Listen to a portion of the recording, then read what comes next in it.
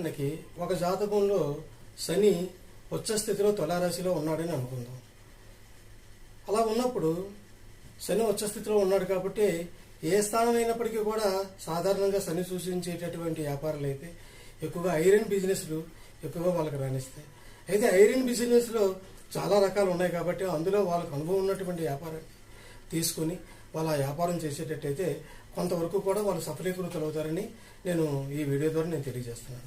అలాగే సపోజ్ ఉదాహరణకి 10వ స్థానంలో శుక్రుడు ఉన్నటువంటి జాతకాలకి ఈ 1 గ్రామ్ గోల్డ్ బిజినెస్ అయ్యే కాకుండా వస్త్ర వ్యాపారాలు, అది కాకుండా ఇంకా స్త్రీలకు సంబంధించినటువంటి ఏ వ్యాపారం అయినా సరే వాళ్ళు సఫలీకృతులు అవ్వడానికి అవకాశం ఉంది.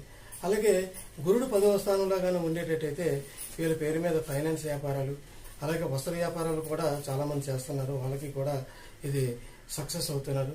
అలాగే గురుడికి సంబంధించి